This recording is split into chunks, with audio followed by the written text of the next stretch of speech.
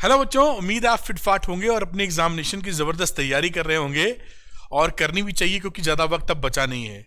आपकी हेल्प करने की सीरीज़ में ये फिजिक्स के पीवाईक्यू लेक्चर्स में लेके आ रहा हूँ, चैप्टर वाइज, जो आपको काफ़ी मदद कर रहे हैं। और आपको अगर इससे फ़ायदा होता दिखे तो जैसा हर बार बोलता हूँ कि लाइक करने में कुछ नहीं जाता, अरविंद सर को मोटिवेशन आता। लाइक ज़रूर कीजिएगा जिससे मुझे मोटिवेशन मिल सके। और वाकई अगर ये वीडियोस आपको हेल्प करते हुए दिखें तो अपने एक दोस्त को, एक फ्रेंड को ज़रूर शेयर कीजिएगा। उसे अच्छा कंटेंट मिलेगा पढ़ने के लिए और मुझे पॉजिटिव मोटिवेशन आपकी तरफ से मुझे ये होगा गुरु दक्षिणा, जिसमें आपको कोई खर्चा नहीं लग रहा है। तो आप ऐसा कर सकते हैं जिससे कि पॉजिटिविटी फैलती रहे। खैर, बात को तुरंत स्टार्ट करते हैं, टाइम वेस्ट नहीं करते। जैसा आपने देखा होगा, पढ़ाई के दौरान मैं कोई भी फालतू टॉक्स नहीं करता हूं जिससे आपका कीमती समय ज़ाया ना हो। तो बात को स्टार्ट कर लेते हैं। आज हम लोग चैप्टर नंबर 6 पर इलेक्ट्रोमैग्नेटिक इंडक्शन और PYQs plus most expected question, बेटा जैसा आप देख रहे हैं, इसकी चर्चा हम लोग करेंगे। कुछ बच्चों को ये होता है कि सर जो आप यहाँ पर पढ़ा रहे हैं उसका प्रेजेंटेशन भी उनको मिल जाए तो बड़ी अच्छी बात है। तो अरविंद एकेडमी का टेलीग्राम चैनल है, उसको आप ज्वाइन कर सकते हैं। उसका लिंक मैं डिस्क्रिप्शन में दे दूंगा, क्लिक करके ज्वाइन कर लीजिए। यहाँ पर इसकी पीडीएफ्स आपको मिल जाएंगी, मैं अपलोड करता रहता हूँ निरंतर, जिससे कि आपको लिखा हुआ भी मिल जाए तो पढ़ने में सहूलियत हो। कई बच्चे ऐसा चाहते हैं कि मुझसे पढ़ना चाहते हैं, तो कई तरह के बड़े अच्छे क्वेश्चंस हैं यहाँ पर। आपको कोर्सेज मिल जाएंगे अरविंद एकेडमी ऐप में। कोर्सेज के अलावा श्योर शॉर्ट क्वेश्चन की सीरीज मिल जाएगी, 1000 एमसीक्यू की सीरीज मिल जाएगी। आप इसमें स्टोर सेक्शन में जाइए और जाके देखिए कि कितने बढ़िया कोर्सेज हैं जो आपको बहुत अच्छे नंबर दिलवाने में कामयाब हो सकते हैं। तो जो बच्चे अगर चाहते हैं देखना, वो देख सकते हैं। अरविंद एकेडमी ऐप का भी लिंक डिस्क्रिप्शन में दे रहा हूं, क्लिक करके आप चेक कर लीजिए उसमें। चलिए बात को पढ़ाई की तरफ ले आते हैं और शुरू करते हैं आज की जो पीवाईक्यूज या मोस्ट एक्सपेक्टेड क्वेश्चन की जो सीरीज है उसके क्वेश्चंस। तो ये रहा आपका पहला क्वेश्चन जो आपके सामने है, देखते हैं क्या है। एक न्यूमेरिकल है छोटा सा। A coil of area 100 centimetre square is kept at an angle of 30 degree with a magnetic field of 10⁻⁻1 tesla. The magnetic field is reduced to 0 in 10⁻⁻4 seconds. The induced EMF in the coil, 2022 का question है। induced EMF in the coil निकालना है। हम जानते हैं कि जो induced EMF in the coil होता है वो E is equal to d phi upon dt से हम निकालते हैं। तो अगर इसको मैं फ्लक्स को लिख दूं B डॉट A और इसको मैं वापस लिख दूं d/dt बी ए कॉस थीटा, तो a कॉस थीटा तो कांस्टेंट है, आ जाएगा बाहर और ये बचेगा dB/dt। अब यहां पर वैल्यू रख के हम काम कर सकते हैं। एरिया कितना था, तो 100 सेंटीमीटर स्क्वायर, यानी 100 इंटू 10⁻⁻4 कॉस 30 डिग्री और dB/dt, तो विथ ए मैग्नेटिक फील्ड इतना था जो जीरो कर दिया गया, तो 10⁻⁻1 ऊपर और -1 है ऊपर, तो 10⁻⁻1 अपॉन कितने टाइम में किया गया है, 10⁻⁻4 सेकेंड के अंदर। अब इसको सॉल्व करने की बात है तो सॉल्व कर लेते हैं। ये देखिए -4 है तो ये -4 कट गया, 10 आ गया, तो 10 cos 30 डिग्री, cos 30 होता है √3/2, तो 10 √3/2 that is equal to 5√3 volt. ये आपका आंसर है। और इसके हिसाब से ऑप्शन देखिए, 5√3 वोल्ट किसका बन रहा है, ऑप्शन नंबर ए। इस तरीके से ऑप्शन नंबर ए निकल आएगा। इस तरह आप इसको कैलकुलेट कर सकते हैं। मैं हट जाता हूं, इसका स्क्रीनशॉट ले लीजिए या पॉज करके इसको नोट कर लीजिए, जो भी आपको ठीक लगता है, वरना तो प्रेजेंटेशन मिलेगा ही। तो this is the working answer है ए, और आपने देख लिया है। अगला क्वेश्चन करते हैं बेटा, नेक्स्ट क्वेश्चन आइए। ये रहा अगला क्वेश्चन। इसमें a bar magnet is moving in the direction indicated by arrow between two coils. ये PQ एक कॉइल है जो दिख रहा है आपको, दूसरा CD कॉइल है। Arrow between two coils PQ and CD, predict the direction of the induced current in the each coil. दोनों करंट में कॉइल का कॉइल में इंड्यूस्ड करंट की डायरेक्शन बतानी है। तो आप देख रहे हैं कि ये जो चुंबक है या जो बार मैग्नेट है नॉर्थ साउथ, ये इस डायरेक्शन में आगे बढ़ रहा है। तो लेंज लॉ के बेसिस पर लेंज लॉ क्या बनता है कि जो इंड्यूस्ड करंट है वो इस तरह बनती है जिससे वो उस कारण का विरोध कर सके जिससे वो खुद बन रही है ना। तो अगर ये आगे हम बढ़ा रहे हैं तो ये कॉइल कैसे करना चाहेगा, साउथ बनाएगा, क्योंकि साउथ इज रीचिंग, तो ये उसको विरोध करेगा, यानी यह साउथ बनाएगा। अगर साउथ बनाएगा तो किस तरह का कॉइल आपको मिलेगा, क्लॉकवाइज करंट। क्लॉकवाइज करंट के लिए डायरेक्शन किधर होनी चाहिए, सी टू डी। और यहां पर क्योंकि ये नॉर्थ है और इस कॉइल से दूर जा रहा है तो यहां भी साउथ करंट आपको मिलेगी, साउथ पोल मिलेगा, मतलब क्योंकि यह अट्रैक्ट करना चाहेगा, ये दूर जा रहा है ना, तो ये साउथ वाला पोल नॉर्थ को अट्रैक्ट करना चाहेगा। लेंज लॉ यही कहता है, पास आ रहे हो तो ना आओ, दूर जा रहे हो तो मत जाओ। जो हो रहा है वो नहीं होना है, उसको अपोज करना है। तो ये पास जा रहा है तो ना आओ, साउथ साउथ रिपल। ये दूर जा रहा है तो ना जाओ, साउथ बना दिया जिससे कि अट्रैक्शन मिल जाए, ठीक है। और ये साउथ बनने से क्या हुआ, अगर यहाँ पे साउथ ऐसे बना क्लॉकवाइज डायरेक्शन दोगे तो पी क्यू का डायरेक्शन इधर मिल जाएगा। तो आंसर हो गया पी टू क्यू करंट और इधर सी टू डी करंट। इस तरह से ये एक्सप्लेनेशन हो गया जैसा आप देख पाए हैं। मैं हटता हूं, उसको नोट कर लीजिए, शांति से सोच भी लीजिएगा, जो मैंने बताया है बिल्कुल ठीक तरीके से समझ में आ जाएगा। मैं हट जाता हूं, इसको आप नोट डाउन कर लें, अगले क्वेश्चन की तरफ चर्चा करूंगा। मेरे ख्याल से नोट कर लिया होगा। आते हैं हम लोग अगले क्वेश्चन पे, आइए। बहुत ही प्रेम से सवाल लग जाते हैं सब। अच्छा, the electric current flowing in a wire, ये एक तार है जहां पे electric current flowing in a wire, खैर अभी देख लेंगे, from b to a is decreasing, ये वर्ड इंपॉर्टेंट है, ये डिक्रीज कर रहा है current. Find out the direction of the induced current in the metallic loop kept above the wire. ये एक लूप है, यहां पर कैसा इंड्यूस्ड करंट होगा। तो ध्यान से देखिए, अगर ये करंट ए टू बी जा रही तो यहां पे मैग्नेटिक फील्ड कैसा बन रहा है, कि कर रहे हैं, देखिए अंदर की तरफ, यानी मैग्नेटिक फील्ड का डायरेक्शन होगा अंदर की तरफ, ठीक। ऊपर से यहां पर करंट डिक्रीज कर रही है, करंट क्या हो रही है, डिक्रीजिंग।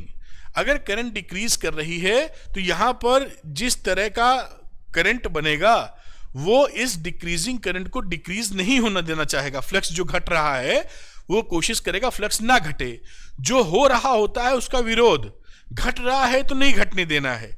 तो बढ़ाएगा कैसे, बढ़ाएगा ऐसे कि इसमें इस तरह का इंड्यूस्ड करंट बने जिससे इसका मैग्नेटिक फ्लक्स इनवर्ड डायरेक्शन में हो।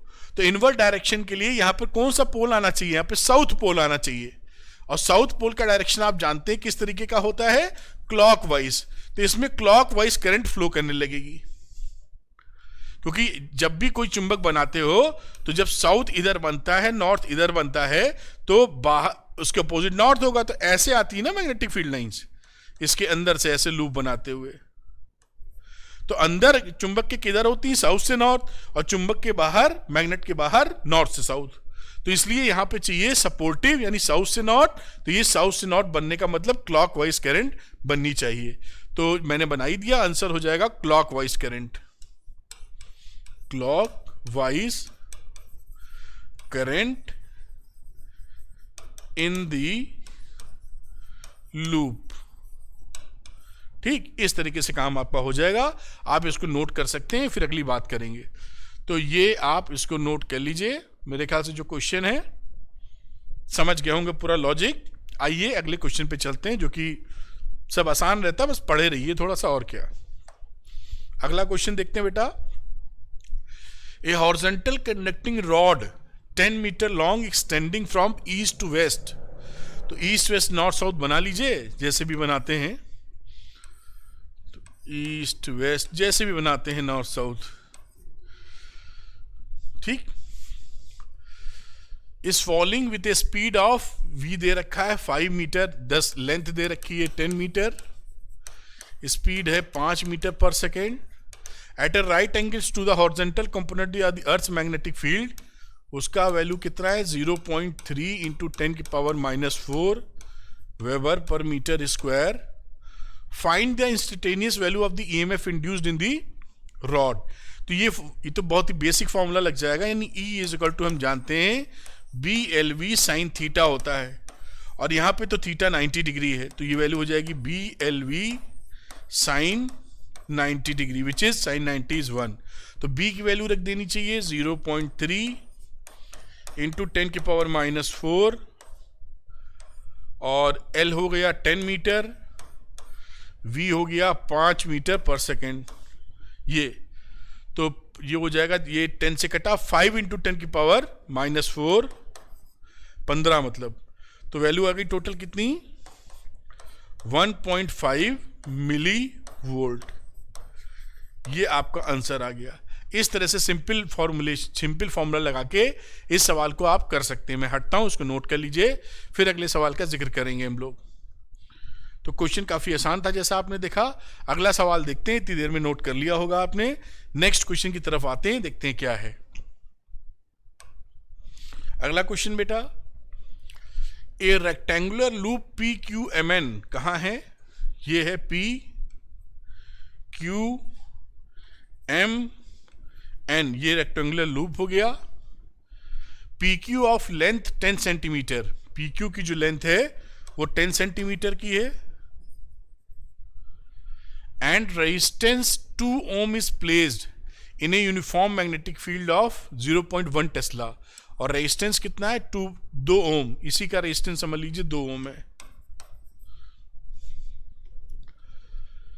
और मैग्नेटिक फील्ड कितनी है 0.1 tesla, acting perpendicular to the plane of the loop as shown in the figure, जैसी फिगर में शो हुई है इनवर्ट डायरेक्शन में दिखाई पड़ रही है।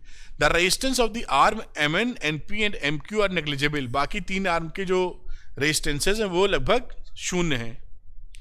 Calculate EMF induced in the arm PQ, तो EMF कितना बन जाएगा अगेन, तो आंसर या सोल्यूशन आप लिखें पहले वाले का, वैल्यू हो जाएगी BLV साइन थीटा तो हो गया 1, तो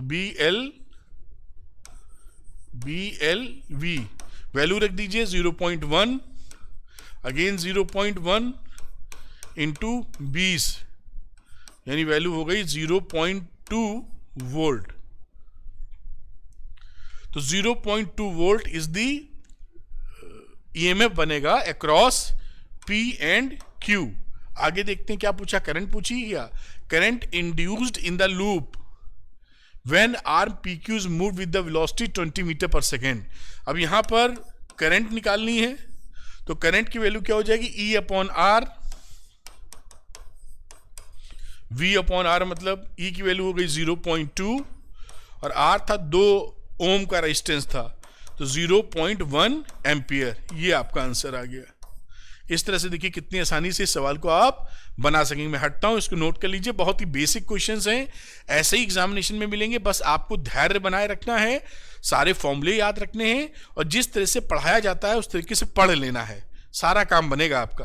खैर आप इसको नोट करें, तो अगले क्वेश्चन की तरफ चर्चा को लेके चलेंगे आगे। मेरे ख्याल से नोट कर लिया होगा आपने, तो अगले क्वेश्चन की तरफ चलते हैं बेटा। नेक्स्ट क्वेश्चन लेते हैं, ये अगला क्वेश्चन ले लिया है, देखें क्या है। लिखा है the figure shows A rectangular conducting frame, ये रेक्टेंगुलर कंडक्टिंग फ्रेम है एक, MNOP of resistance R placed partly in A perpendicular magnetic field B। ये इसका आधा देखिए, कुछ पोर्शन मैग्नेटिक फील्ड में, कुछ पोर्शन मैग्नेटिक फील्ड के बाहर है। देख रहे हैं ना कट्टम का निशान यहां पर, तो कुछ मैग्नेटिक फील्ड के अंदर है और कुछ मैग्नेटिक फील्ड के बाहर है।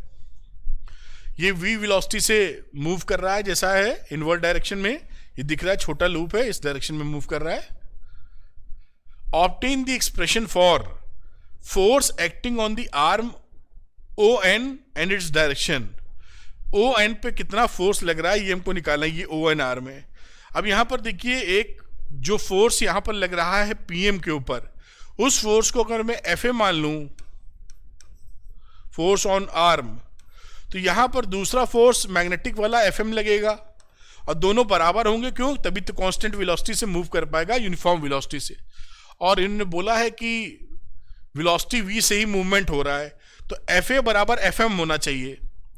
fa कितना होगा वो निकालेंगे और fm कितना होगा ये निकालेंगे।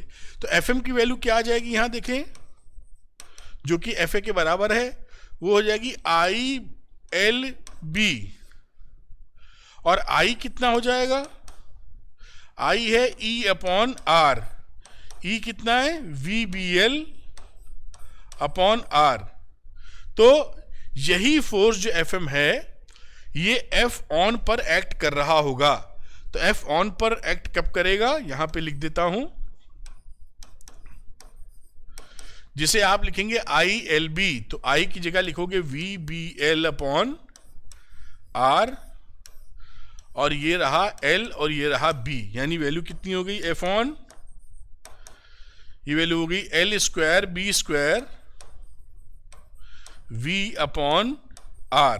ये तब है जब लूप हमारा partly in the magnetic field है। यहां पर कलर बदल देता हूं, पार्टली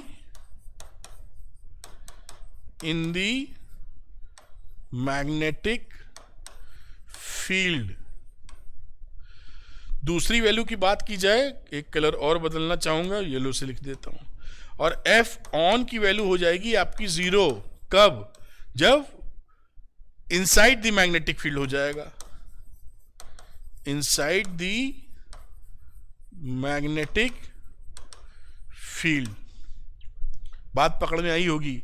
अगर ये पार्टली है तब तो फोर्स लग रहा है, लेकिन ये पूरा घुस जाएगा इसके अंदर तो कोई फ्लक्स में चेंज ही नहीं होगा, तो किसी प्रकार का कोई भी फोर्स एक्ट नहीं कर रहा होगा। ठीक है, तो जब वो पार्टली है तो यहां पर ये वैल्यू है जो आपको दिख रही है L² B²/V। और अगर F ऑन 0 होगा इनसाइड द मैग्नेटिक फील्ड, जब पूरा लूप जब मैग्नेटिक फील्ड के अंदर आ जाएगा उस समय उस पर कोई फोर्स नहीं लग रहा होगा। तो ये बात ध्यानपूर्वक ध्यान रखिएगा। सेकंड कुछ पार्ट भी है वो भी समझते हैं। Power required to move the frame to get a steady EMF induced between the arms MN and PO। तो यहां पर पावर रिक्वायर्ड कितनी है, तो पावर रिक्वायर्ड जो B पोर्शन है वो हो जाएगा FA इंटू V। इसको लिख सकते हो B² L² V²/R। FA यानी ये वैल्यू जो थी, और इसी से आप लिख दीजिए इंटू V, तो V² भी आ जाएगा। समझ पाए होंगे जो है लिखी ये वैल्यू, और ये आंसर हो गया। इस F में आप V का मल्टीप्लिकेशन और कर देंगे तो पावर मिल जाएगी। ये आपका आंसर हो जाएगा इस क्वेश्चन का। तो उम्मीद है समझ पाए होंगे। नोट कर लीजिए, अगला क्वेश्चन करेंगे। तो मैं हट जाता हूं, आप इसको तब तक नोट कर लीजिए, अगला क्वेश्चन देखते हैं। मेरे ख्याल से इतनी देर में शायद आपने 1-2 सेकंड में तो स्क्रीनशॉट या रोक कर पॉज करके नोट किया जा सकता है। आइए अगली बात करते हैं। अगला क्वेश्चन, थोड़ा क्वेश्चन लिखा है लेकिन क्वेश्चन में दम नहीं होगा, देखिएगा। है कहानी वही रेल वाली। एक कंडक्टिंग रॉड PQ, ये कंडक्टिंग रॉड है PQ, इसकी लेंथ 20 सेंटीमीटर है, 20 सेंटीमीटर, एंड रेजिस्टेंस भी दिया है 0.1 ओम का रेजिस्टेंस। ऐसे ही सवाल अभी हम लोगों ने किया है same. Rest on 2 smooth parallel rails of negligible resistance AA' and CE'। AA' और CE' ये जो रखा है इस पे मूव कर रहा है। It can slide on the rails and the arrangement is positioned between the poles of a permanent magnet producing uniform magnetic field, this one। ये जो मैग्नेटिक फील्ड आपको दिख रही है यहाँ पे B की वैल्यू है 0.4 Tesla. The rails, the rod and the magnetic field are in the 3 mutually perpendicular directions as shown in the figure. If the ends A and C, if the ends A and C of the rails are short circuited, A और C को हमने short circuit कर दिया, यानी जोड़ दिया ऐसे। Find the external force required to move the rod with uniform velocity V। यही सेम सवाल हम लोगों ने किया है। ये फोर्स पूछ रहा है, एक्सटर्नल फोर्स। तो फोर्स की वैल्यू अभी हम लोगों ने निकाली थी ILB पिछले सवाल में जो वैल्यू आ गई थी b square l square v upon r, ये पिछले सवाल में यहां पर देखिए निकाली है, कहाँ गई ये l square b square v upon r, यही वहां पे निकल जाएगी value. B square l square v upon r value रख दीजिए। बी हो गया 0.4, 20 इंटू 10 की पावर -2 का होल स्क्वायर, वी है 10 इंटू 10 की पावर -2, आर जहां तक था 0.1 ओम का रेजिस्टेंस था। अब इसको सॉल्व कर लीजिए, वैल्यू आ जाएगी 6.4 इंटू 10 की पावर -3 न्यूटन। ये पहला आंसर आ गया, जिसे पार्ट है क्या, फर्स्ट पार्ट, ये पहले पार्ट का आंसर आ गया। दूसरा, power required, again same question, F into v, P is equal to F into v, यानी F तो निकाला है 6.4 इंटू 10 की पावर -3 और V है 10 इंटू 10 की पावर -2, तो वैल्यू हो गई 6.4 इंटू 10 की पावर -4 वॉट। ये इस तरह से इस क्वेश्चन को आप बना सकते हैं। ऐसे क्वेश्चन एग्जाम में आते हैं और सरल रहते हैं, बहुत सरल रहते हैं। लिखा थोड़ा बड़ा रहता है, जब आप देखेंगे भाई आपका एक साइकोलॉजिकल इफेक्ट भी हो जाता है ना, कि एक थोड़ा सा प्रेशर रहता है एग्जाम में सभी के साथ, तो आपके जब ये देखेंगे इतना बड़ा क्वेश्चन है, पता नहीं क्या निकालना है, तो आप थोड़ा सा हड़क जाते हैं। आपको ऐसा नहीं करना है, क्वेश्चन सरल ही मिलेगा आपको, आप टेंशन बिल्कुल ना लीजिए, बस शांति से धैर्य बना के कर लीजिए उसको। खैर आप इसको नोट कीजिए, फिर मैं अगले क्वेश्चन की तरफ चलता हूँ। तो घबराना बिल्कुल नहीं है, सब आसान है बहुत, है ना। तो इसको आपने नोट कर लिया, को उम्मीद करते हैं अगला क्वेश्चन ले लेना चाहिए, इतनी देर में तो आप नोट करने में माहिर हैं। अगला क्वेश्चन देखते हैं, कुछ एमसीक्यू टाइप है। तो the current in the primary coil of a pair of coils changes from 7 ampere to 3 ampere. 7 से 3 चेंज हो रहा है। प्राइमरी कॉइल तो 2 कॉइल आ गए। इतने सेकंड में the mutual inductance between the 2 coils is 0.5 Henry. The induced EMF in the secondary coil is, तो इसका फॉर्मूला आपको पता ही है। सिंपली अगर मैग्नीट्यूड बात करें तो m di अपॉन dt लिख सकते हो। m की वैल्यू दे रखी है 0.5, di कितना है 7 से 3 एम्पियर, 7 - 3, और समय कितना लगा 0.04 सेकेंड, तो 0.5 इंटू 4 अपॉन 0.04 वैल्यू हो जाएगी 50 वोल्ट, और 50 वोल्ट के हिसाब से आपका आंसर बनेगा ए। Answer is a. कैसे निकाला आप देख पाए होंगे, 2022 में आया सवाल। ऐसे सवाल आपको एग्जामिनेशन में मिलते रहते हैं, कोई परेशानी नहीं है, बड़े प्रेम से निकालेंगे आप। इसको नोट कर लीजिए, मैं हटता हूं, फिर आगे की बात करूंगा। मेरे ख्याल से नोट कर लिया होगा। आगे की कहानी बढ़ाते हैं और देखते हैं अगला प्रश्न हमारे लिए क्या लेके आया है। तो अगला है define mutual inductance between A pair of coils. ये तो डेफिनेशन है, अभी लिख देते हैं, वैसे भी आप किताब से पढ़ सकते हैं। फिर derive an expression for the mutual inductance of the 2 long coaxial solenoids of same length on one over the other. ये तो देखिए डेरिवेशन है, इस डेरिवेशन को किताब से आप पढ़ लीजिए, और मैंने इस डेरिवेशन का पूरा वीडियो बना रखा है, उसका लिंक भी डिस्क्रिप्शन में है। पूरे चैप्टर के डेरिवेशन, हर चैप्टर के, तो वो चैप्टर का डेरिवेशन भी वहां से आप देख सकते हैं। तो अगर बुक से समझ में आ रहा हो तो बढ़िया, वरना मैंने वीडियो बना रखा है, वहां से आप देख लीजिए। इसको यहां डिराइव करने की आवश्यकता नहीं है, डेरिवेशन है। Mutual inductance between A pair of coils, तो क्या लिख सकते हैं, इधर ही लिख देते हैं साइड में। ये म्यूचुअल इंडक्टेंस, म्यूचुअल, ये भी डेफिनेशन आप वहां से पकड़ सकते हैं। वैसे the phenomena according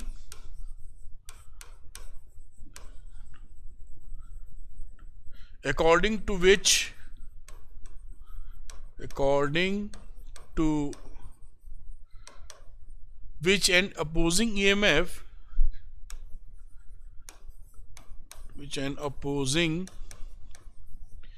EMF is produced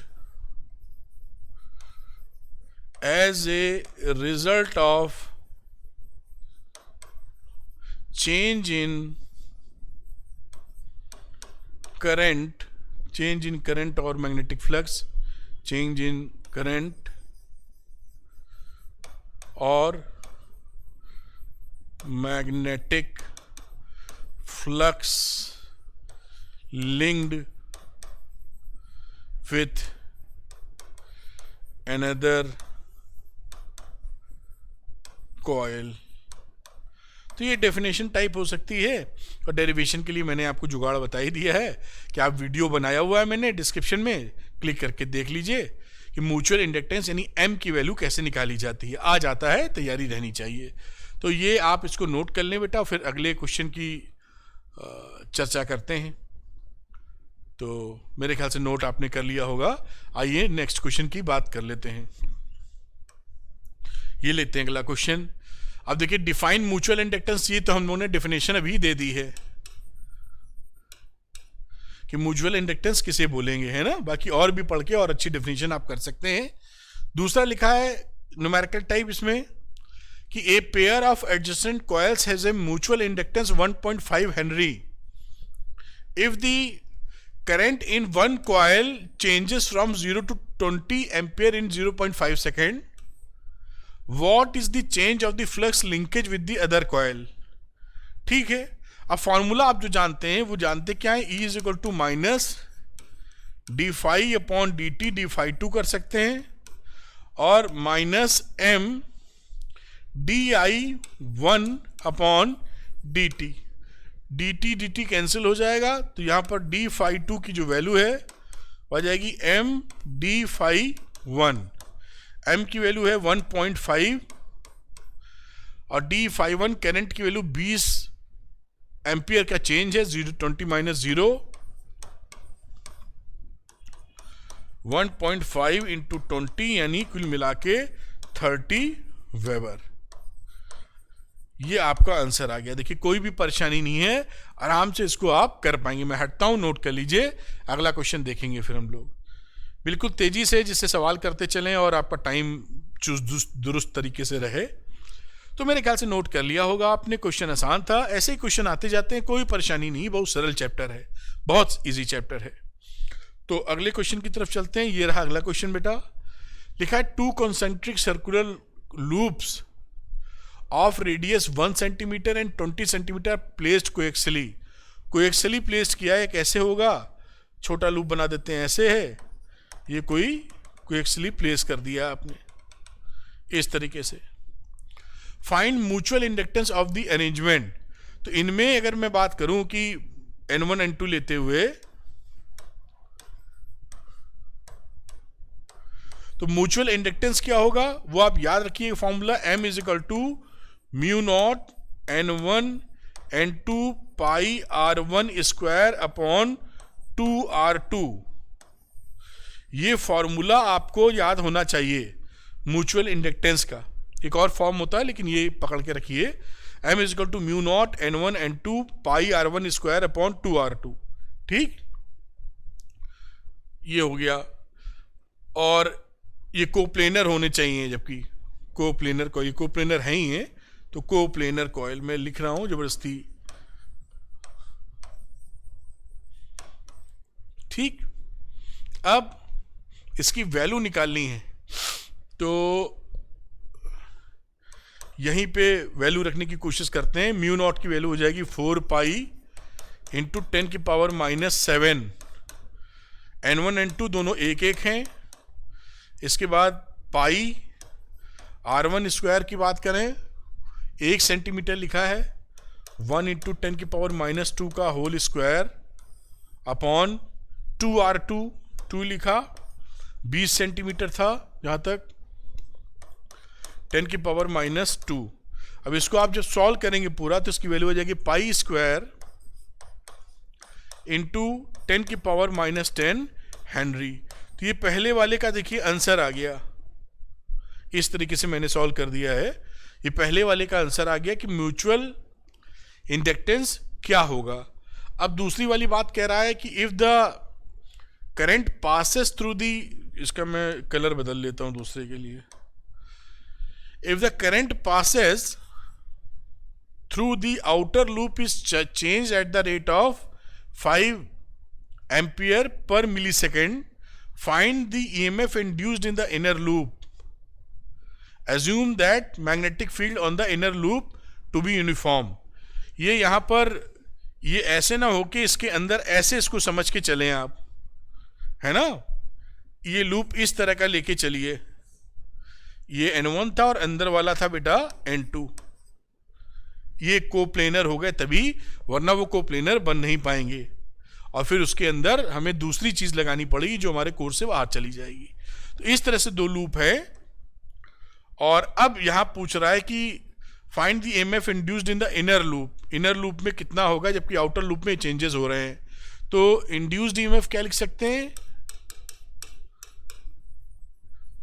induced EMF, E की वैल्यू डालें तो M DI by DT magnitude wise ले ले तो, और अब M की वैल्यू निकाल चुके हैं तो पाई स्क्वायर इंटू 10⁻⁻10,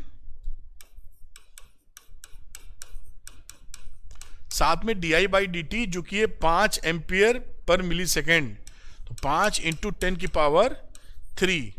इसको जब आप कैलकुलेट करेंगे तो वैल्यू आ जाएगी 4.93 इंटू 10⁻⁻6 वोल्ट, अप्रोक्सीमेटली कितना है 4.93 माइक्रोवोल्ट। ठीक, तो इस तरीके से सवाल हो सकता है, आप इसको नोट कर सकते हैं। मैं कलर को वापस ग्रीन कर लेता हूं, इसको मैं हटता हूं, नोट कर लीजिए, फिर अगला सवाल देखते हैं। तो ये देखिए इस तरीके से आप इसको नोट कर लीजिए, बहुत सरल सवाल है, एग्जाम में आते रहते हैं, डायरेक्ट फॉर्मूला बेस्ड सवाल है। चैप्टर ही आप देखेंगे, इस चैप्टर में चैप्टर बहुत सरल है, बस हाँ फॉर्मूले याद होने चाहिए आपको और थोड़ा थोड़ा समझ में तो आना ही चाहिए, फिजिक्स से तो बिना समझे कैसे होगा। ठीक, काम बन जाएगा आपका। चलिए अगला क्वेश्चन देख लेते हैं फटाक से। ये रहा अगला question, the self inductance of a solenoid of 600 turns is 108 milli henry. The self inductance of a coil having 500 turns with the same length, same radius and the same medium will be। तो हम यहां पर जो solenoid का self inductance रहेगा वो mu not an square A into L, self inductance of solenoid. अब यहां पे जो चर्चा चल रही है उसके हिसाब से अगर मैं एल डैश अपॉन एल निकालूं तो बाकी चीजें क्योंकि सेम है इसलिए आप एन डैश अपॉन एन का होल स्क्वायर बैठा सकते हैं और ये वैल्यू कितनी आ जाएगी 500 अपॉन 600 का होल स्क्वायर। तो यहां पर एल डैश कितना आ जाएगा, एल डैश ये वैल्यू 108 गिवन था और 5/6 का स्क्वायर, सॉल्व करेंगे 75 मिली हेनरी, ये आंसर आ जाएगा। This is answer number D. इस तरह से यहां पर आप ये बना पाएंगे, तो इसको नोट कर लीजिए, अगला क्वेश्चन देखेंगे हम लोग। तो इस तरीके से इसको कर सकते हैं। क्वेश्चन देखिए सरल है, बशर्ते आप थोड़ा सा उसको ध्यान देके आगे मूव कर पाए। ठीक है, अगले क्वेश्चन की तरफ चलते हैं। आइए अगला क्वेश्चन देखते हैं बेटा। यहां पर है a constant current is flowing through a solenoid, solenoid से कांस्टेंट करंट जारी है, an iron rod is inserted, ये सोलेनॉइड है और इसमें आयरन की कोई रॉड है, मैग्नेट नहीं है, आयरन रॉड है। ये क्वेश्चन बहुत पूछा जाता है आपसे। इसको हम इंसर्ट कर रहे हैं इन दी सोलेनॉइड along its axis, ठीक है। which of the following quantities will not increase, तो यहां पर देखिए मैग्नेटिक फील्ड बदल जाता है, magnetic field will increase,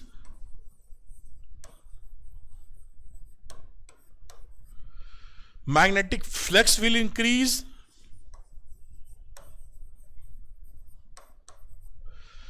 rate of heating नहीं चेंज होगा,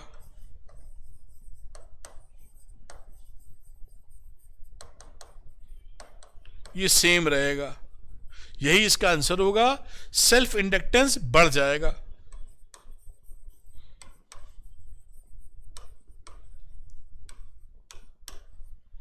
तो ये आंसर इसका क्या होगा, आंसर इज सी।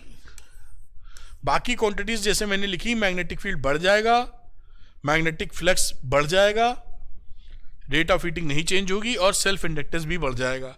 तो इसको हमेशा ध्यान रखिए इस कहानी को, क्योंकि ये कई बार आप देखेंगे 5 साल का भी पेपर उठाएंगे तो 3 बार आता है।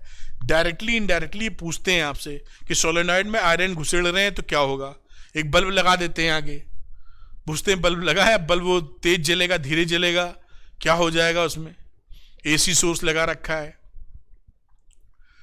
आप पढ़े ना ऐसे सवाल अल्टरनेटिंग करंट में मिलते हैं। इसी में क्या करते हैं, एक कॉइल है और यहां पर एक बल्ब लगा देते हैं, ये एसी सोर्स है। अब कहते हैं यहाँ पे ये जो आयरन रॉड है इसके अंदर घुसेड़ रहे हैं, ये बल्ब क्या होगा, तेज जलेगा धीरे जलेगा वगैरह वगैरह। तो आप जानते हैं कि एल विल इंक्रीज, यहां पर क्या हो रहा है, इसको डालने पर इसका एल इंक्रीज कर जाएगा, तो एक्सएल भी बड़ा हो जाएगा। एक्सएल बराबर होता है ओमेगा एल, तो एक्सएल विल ऑल्सो इंक्रीज। तो रेजिस्टेंस बढ़ने से ये बल्ब का क्या होगा, ये धीरे डलेगा। एक्सएल क्या होता है, रिएक्टेंस। मैं अगले चैप्टर की थोड़ी चर्चा कर गया हूं, लेकिन कोई बुराई नहीं है इसमें। आप समझ पा रहे हैं मेरी बात, कि अगर आप एक एसी सोर्स लगा के बैठे हैं, यहां पर ये बल्ब जल रहा है, ये कॉइल बनी है, इसके अंदर अगर आप वो डाल देंगे, क्या बोलना चाहिए, हटो वही, ये डालेंगे अगर आप आयरन कोर, सॉफ्ट आयरन समझ लीजिए, तो उसका मैग्नेटिक फ्लक्स, मैग्नेटिक फील्ड और एल बढ़ जाएगा। एल बढ़ने से एक्सएल जो कि ओमेगा एल के बराबर होता है, एक्सएल बढ़ जाएगा। एक्सएल होता है रिएक्टेंस या अपोजिशन टू द करंट, उस वजह से इसमें जाने वाली करंट को कम करेगा और इसका जो ब्राइटनेस है वो डिम हो जाएगा, कम हो जाएगा। इस तरह से घुमा के सवाल पूछते हैं और ये बहुत आता है, मतलब 10 साल में 6 बार आता है, ऐसा समझ लीजिए। और कई बच्चे गलत कर देते हैं, जबकि गलत करने का कोई औचित्य है नहीं। आप कितनी सरल तरीके से बात कर रहे हैं हम लोग, है ना। इसको नोट कर लीजिए, अगला सवाल फिर देख लेंगे। खैर, तो मैंने एक थोड़ा एडिशनल नॉलेज भी दे दिया, जो सवाल अगले क्वेश्चन को लेके, अगले चैप्टर को लेके भी बनता है। ये उसकी कहानी है नेक्स्ट चैप्टर से रिलेटेड, लेकिन इंपॉर्टेंट है, इसलिए आपको जाननी चाहिए मेरे ख्याल से। खैर, आपने नोट कर लिया होगा। इतनी देर में अगले क्वेश्चन की तरफ चलते हैं, आइए देखते हैं अगला क्वेश्चन क्या है हमारे सामने, इसकी चर्चा कर लेते हैं। लिखा है the number of turns of a solenoid are doubled. Solenoid का टर्न्स n था, तो नया वाला n' 2n है। पहले n था तो n' अब हो गया 2n, और कुछ भी बदला है without changing its length. l जो थी पहले, वो लेंथ अब भी l है। And the area of cross section, पहले a था तो अब भी एरिया ऑफ क्रॉस सेक्शन आपका a ही है। The self inductance of the solenoid will become कितने टाइम्स, तो L की वैल्यू आप जानते हैं, भी हमने फॉर्मूला लिखा था, mu naught mu r n square a upon L। अब इसके अनुसार अगर आप बात करें तो क्या वैल्यू लिखी जा सकती है, कुछ भी नहीं चेंज किया गया है, हम लोगों ने बस n की डैश की जगह 2n कर दिया है। तो L डैश की वैल्यू कितनी आ जाएगी, म्यू नॉट म्यू आर, ये हो गया 2n का होल स्क्वायर, एरिया वही, लेंथ वही, this is equal to 4l। तो 4 गुना बढ़ जाएगा। Self inductance will become 4 times.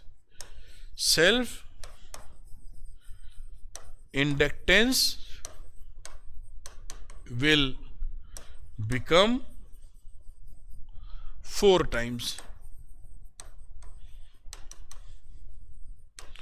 इस तरीके से इसको आप नोट कर लीजिए, अगला क्वेश्चन भी देखेंगे और इसको आप नोट करें, फिर अगला क्वेश्चन करते हैं।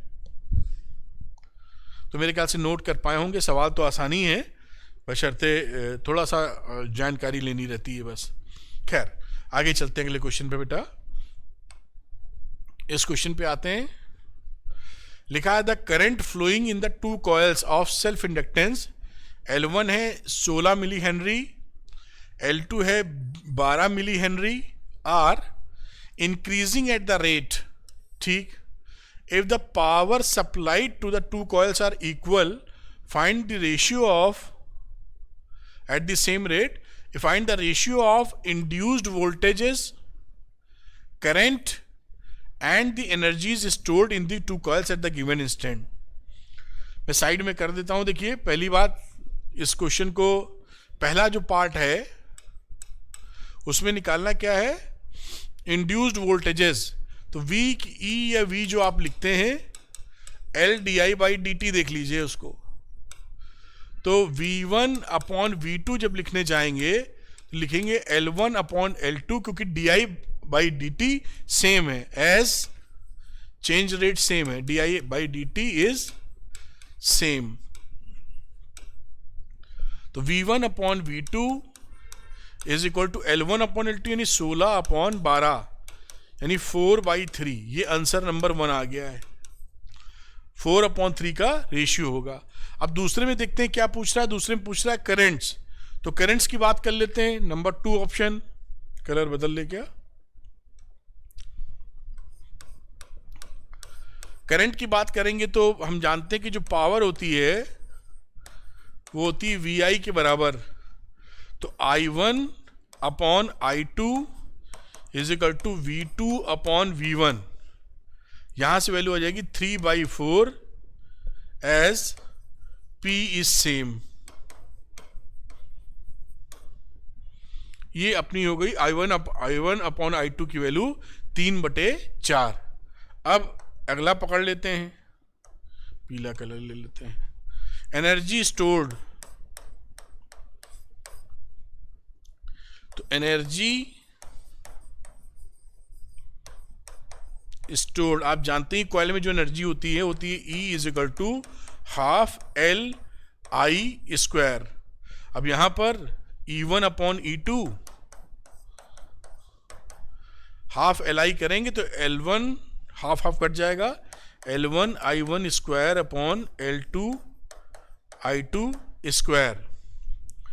L1 अपॉन L2 है 16 अपॉन 12, और I1 अपॉन I2 यहां निकाला था जो कि 3/4, तो 9/16। 3/4 का मतलब उसका स्क्वायर कर दिया है। इसको काटो पीटो की तो वैल्यू आ जाएगी 3/4। तो E1 अपॉन E2 यहां से आ गया कितना, 3/4। ये रहा आपका answer.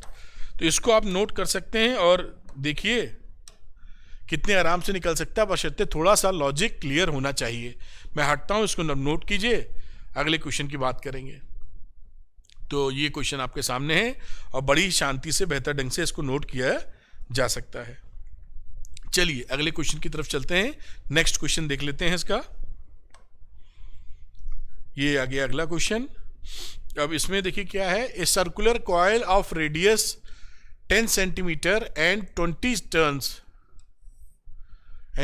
Turns is rotated about it's vertical diameter.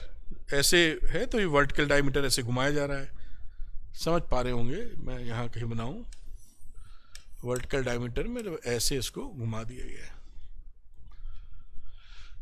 which with angular speed of 50 radians per second in a uniform horizontal magnetic field 3 into 10 की power -2 Tesla.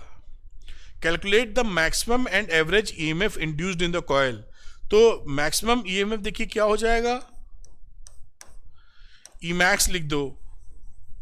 तो Emax की वैल्यू क्या होती, NABW B omega, NAB omega. ये formula आपने याद कर रखा होगा।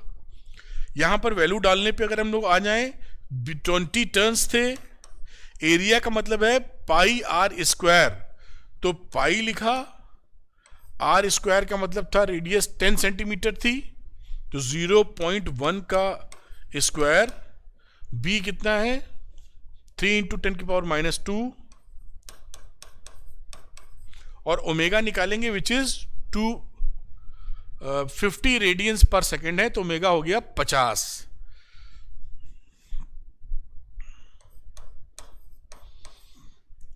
इसको जब सॉल्व करोगे तो वैल्यू आ जाएगी 0.942 वोल्ट। ये ई मैक्स है और ई मिनिमम कितना होगा? 0। ई मिनिमम विल बी 0। तो ये तो देखिए मैक्सिमम निकाल लिया। एवरेज की बात करेंगे तो एवरेज यानी E average is equal to E max plus E minimum upon 2। तो 0.942 प्लस 0/2, इसका आधा यानी 0.471 वोल्ट। तो ये रहा पहले की कहानी, पहले पार्ट की, है ना। शांति से देख लीजिए, कोई दिक्कत नहीं है। अब दूसरे पार्ट की अगर बात करें, कलर को ले लेते हैं बदल थोड़ा। लिखा if the coil forms a close loop of resistance 10 ohm, calculate the maximum current in the coil, maximum current की बात कर रहा है, and the average power loss due to joules heating। तो maximum current in the coil क्या हो जाएगा? I not का जिक्र करें तो E नॉट अपॉन R, और E नॉट कितना है? E नॉट का मतलब E मैक्स, E नॉट का मतलब E मैक्स। तो 0.942 अपॉन आर है 10 ओम। तो आई नॉट की वैल्यू कितनी आ गई? एक जीरो से और डिवाइड मार दी तो 0.0942 ampere. I not, I max निकल आया आपका। अब क्या कह रहा है? Average power loss. तो एवरेज करंट पहले निकाल लेते हैं। तो मैं फिर से कलर बदलता हूं और एवरेज करंट निकालते वक्त मैं यहां पर लिख दूंगा एवरेज करंट, जिसे मैं आई लिख देता हूं, E average upon R 0.471। E average यहां निकाली थी, आर का मतलब 10 ओम में, तो रेजिस्टेंस में तो कोई बदलाव होगा नहीं, तो ये वैल्यू हो गई 0.0471 एम्पियर। अब average power loss, average power loss यानी P is equal to i square into r, है ना। अब वैल्यू रख दीजिए, क्या है इसमें भाई? आई की वैल्यू लिख दीजिए 0.0471 का स्क्वायर, और रेजिस्टेंस कितना? 10 ओम था। मल्टीप्लाई मार दीजिए, आ गया 0.022 वॉट। ये आंसर आ गया। देखिए पूरा मैं फिर से ग्रीन कर लेता हूं और इसको मैं हटता हूं, शांति से नोट कर लीजिए, फिर अगला सवाल बनाएंगे हम लोग। सारे सवाल आसान हैं, मैं हर बार आपसे बोल रहा हूं, आप बहुत अच्छा परफॉर्म करेंगे। सारे फॉर्मूले याद कर लीजिए और ठंडे दिमाग से सीक्वेंसिंग तरीके से कि क्या क्या टॉपिक आप में है, क्या क्या फॉर्मूले लिंक्ड हैं उससे। बिल्कुल हिम्मत बना के रखिए, धैर्य बना के रखेंगे, सब सही सवाल होगा आपका। खैर, तो मैं हट जाता हूं, इसको आप नोट कर लेंगे और अगला जो क्वेश्चन बनेगा उसको हम लोग देखेंगे कि क्या क्वेश्चन हमारे सामने आता है। मेरे ख्याल से इस पर आपने नोट कर लिया होगा। अगले क्वेश्चन की तरफ चलते हैं। तो अगला क्वेश्चन देखते हैं। लिखा है draw a label diagram of AC generator. तो ये लेबल डायग्राम आप खुद बना सकते हैं। Derive the expression for the instantaneous value of the EMF induced in the coil. तो आप E is equal to e naught sine omega t, या जो वैल्यू निकलती है वो आप निकाल लेंगे इसमें से, ईएमएफ वाली वैल्यू। तो ये तो हो गया आपका जो फ्रॉम बुक, ऐसे लिख देता हूं, फ्रॉम बुक आप कर सकते हैं कि भाई इसका डायग्राम कैसे बनना है। इसका डेरिवेशन मैंने बता रखा है, वो भी आपको डेरिवेशन वाली लिस्ट में मिल जाएगा। इसी वीडियो के डिस्क्रिप्शन में लिंक मैंने कहीं लगा रखे हैं, तो वहां पर आपको इसका एडवांटेज मिल जाएगा अगर आप देखना चाहते हैं कैसे निकल रहा है। तो ठीक, तो इंस्टेंटेनियस जो ईएमएफ आता है E is equal to e naught sine omega t करके, ये वैल्यू, ये आप वहां से निकाल सकते हैं। और ई नॉट की वैल्यू जब हम लोगों ने पढ़ी थी, ई नॉट का मतलब ई मैक्सिमम होता है, जिसे आप एन बी ए ओमेगा के नाम से दिखाते हैं। तो ये कहानी खैर इसकी है, जो आप बड़े आराम से कर लेंगे। न्यूमेरिकल है शायद सेकंड वाला, तो न्यूमेरिकल बनाने की कोशिश करते हैं। A circular coil of cross section area 200 centimetre square and 20 turns is rotated about the vertical diameter with angular speed of 50 radian per second. वैसे ही सवाल बिल्कुल लग रहा है। In a uniform magnetic field of magnetic field 3 × 10⁻² tesla, calculate the maximum value of the current in the coil. ये बिल्कुल वैसा ही सवाल नजर आ रहा है, फिर भी कर लेंगे। तो maximum value of the current निकालनी है। तो maximum value of the current निकालने के लिए आई मैक्स या आई नॉट के लिए हमको ई नॉट अपॉन आर चाहिए। और ई नॉट कितना होता है? एन बी ए ओमेगा के बराबर। ये है 20, ये है 3 × 10⁻², एरिया है 20 था, कितना था 200 सेंटीमीटर स्क्वायर। तो 200 सेंटीमीटर स्क्वायर का मतलब 2 × 10⁻², ओमेगा है आपका 50। ये वैल्यू कितनी आ जाएगी? 0.6 वोल्ट। अब यहां पर आई मैक्स निकालने गए आप या आई नॉट, दोनों बातें एक ही हैं, मैं आई नॉट लिख गया हूं। आई मैक्स की value 0.6 volt upon r. R जितना रेजिस्टेंस हो, इसमें दिया नहीं है शायद, ये maximum value of the current है। ये निकालने का तरीका आपका हो सकता है। और देखिए बिल्कुल आसानी से सारे मैं जो करवा रहा हूं, शांति से अगर आप देख लेंगे, थोड़ा इंटरेस्ट लेके, तो एकदम सब कुछ सही होने वाला है आपका। तो इसको आप नोट कर लीजिए। अगला सवाल जो भी होगा उसको देखेंगे हम लोग। मेरे ख्याल से इसको नोट कर पाए होंगे, ठीक है। आइए अगले सवाल की तरफ चलते हैं बेटा। तो ये अगला question, the magnetic flux linked with the coil in weber is given by the equation phi is equal to 5t² plus 3t plus 16. The induced EMF in the coil at time t is equal to 4 second will be. अभी तो आप समझ ही गए होंगे, बहुत ही आसान सवाल है। E की वैल्यू होती है -d∅/dt, -d/dt, पूरा expression 5t² plus 3t plus 16। जब इसको आप सॉल्व करोगे तो आ जाएगा -10t plus 3।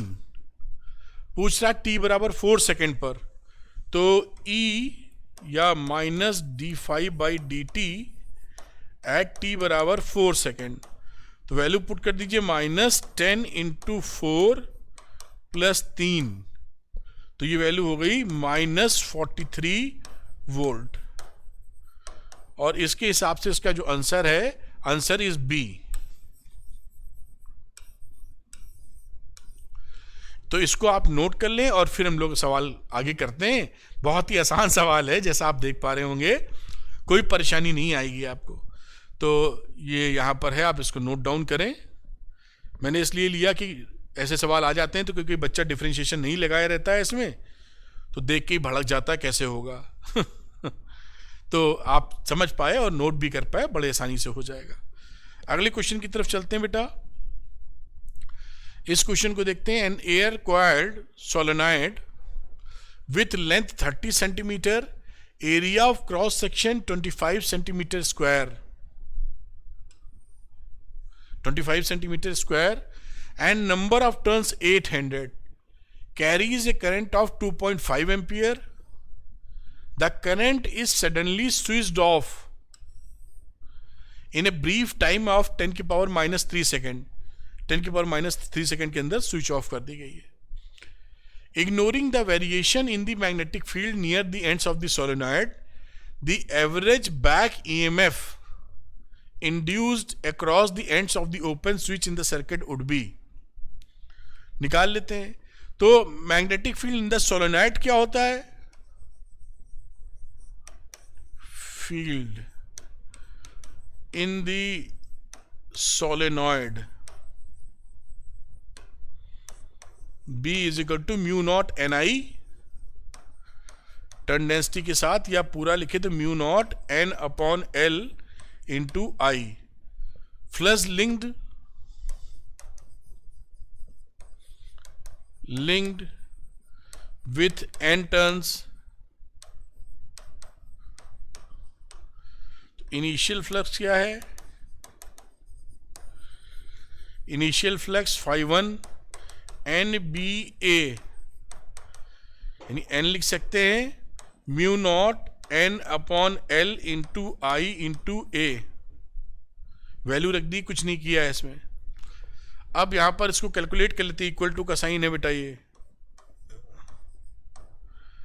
अब वैल्यू रखिए यहां पर, तो म्यू नॉट की वैल्यू हो गई 4 पाई इंटू 10 की पावर -7, 800 इंटू 800, 2 बार n स्क्वायर आ गया इसलिए 2.5 इंटू 25 इंटू 10 की पावर -4 अपॉन 0.30। इसकी वैल्यू करीब करीब आ जाएगी जब आप कैलकुलेट करेंगे 16.74 इंटू 10 की पावर -3 वेबर। और जो phi2 है फाइनल वैल्यू, वो तो खत्म ही हो गया, 0। ये तो था phi1 एंड phi2 इज 0। तो एवरेज बैक ईएमएफ क्या बनेगा? यहीं कर देने की, थोड़ा नीचे कर देते हैं। एवरेज बैक ईएमएफ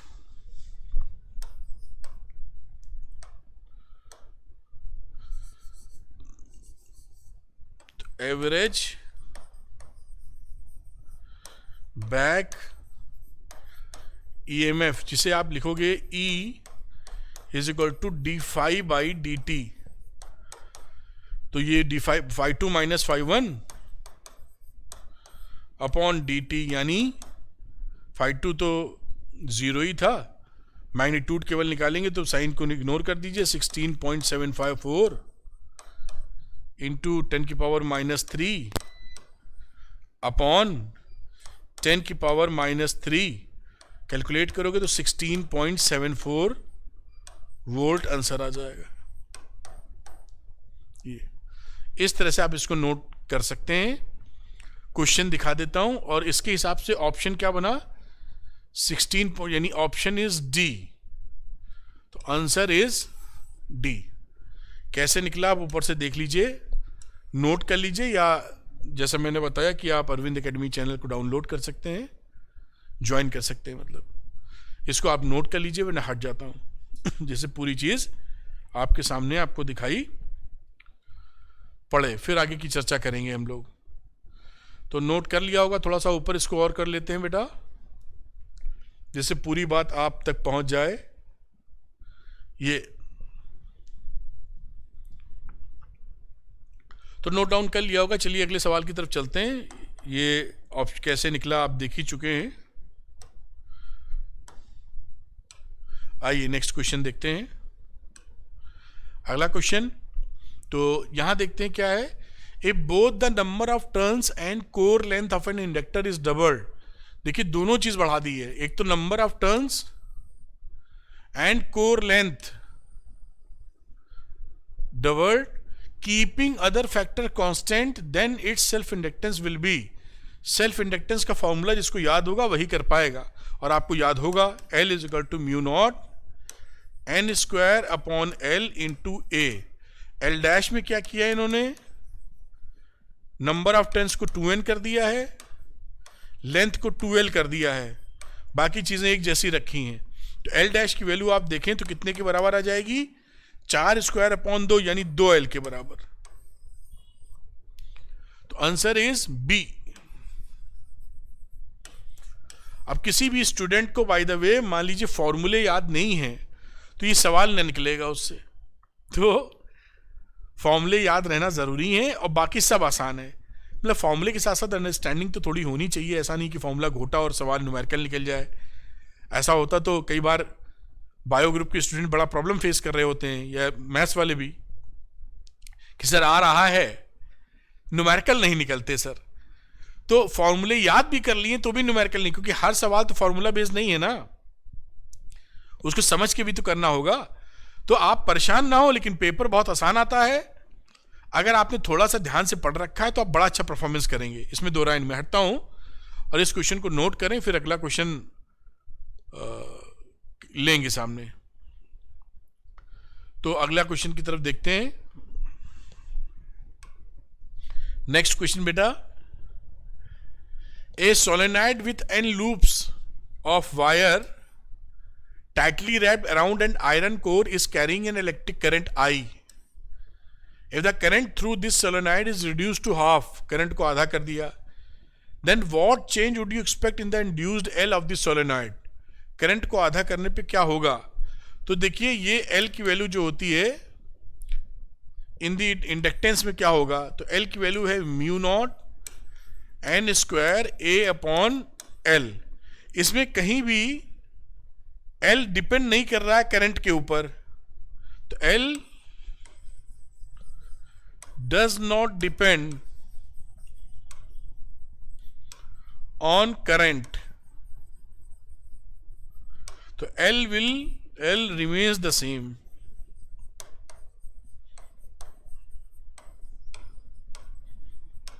ये आपका आंसर हो जाएगा। इस तरह से छोटी छोटी बातें ध्यान रखेंगे, काम बन जाएगा। हट जाता हूं, नोट कर लें, पॉज कर लें, स्क्रीनशॉट ले लें, या फिर जो चाहे वो कर लें।